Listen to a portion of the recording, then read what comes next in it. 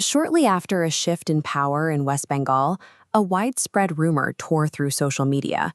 Footage of a freight train hauling yellow bulldozers was shared as proof of a massive cross-country shipment, with claims counting over 200 machines. Social media posts plotted a highly specific trajectory. The machinery supposedly left Ghaziabad, Uttar Pradesh, bound for Howrah, West Bengal. Moving 200 heavy excavators involves transporting roughly 6,000 tons of industrial steel over 1,000 miles. The intended destination was at a political boiling point. West Bengal had just emerged from a high-stakes election defined by public frustration and accusations of organized extortion, of violent syndicates and powerful cut-money gangs. This atmosphere created a unique environment where millions of people were ready to believe that a fleet of earth-moving vehicles was the necessary tool to address systemic political corruption.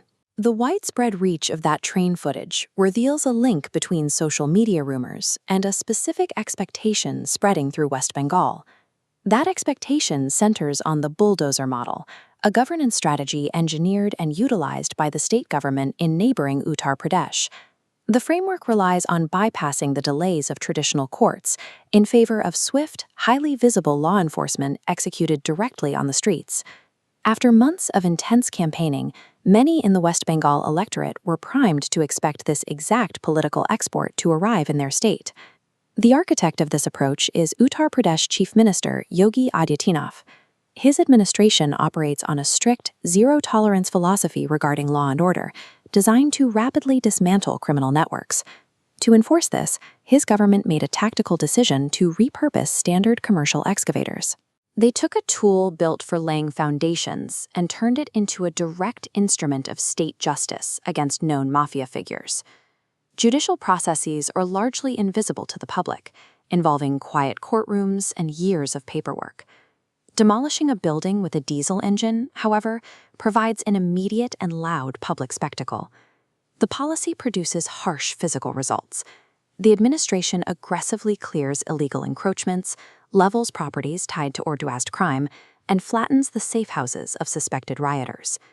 By turning destruction into a public event, the administration created a clear narrative that they alone can deliver a riot-free and mafia-free society.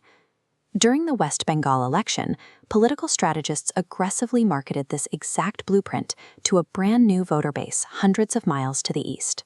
The core promise delivered from the podiums was that achieving a prosperous Sonar Bangla required importing the strict, uncompromising logic of the neighboring state.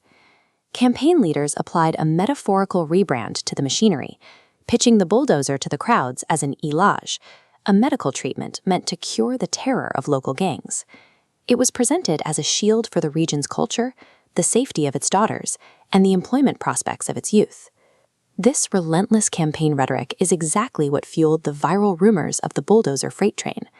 After months of hearing construction equipment compared to a superhero, the public imagination adapted, manifesting those repeated political metaphors as literal digital expectations. Following the election, the metaphor moved from digital screens to the physical streets. In Kharagpur, political figures and party workers organized victory celebrations that displayed the intense enthusiasm of the local leadership. Candidates moved as traditional parade vehicles, choosing instead to climb up and ride on top of heavy excavators.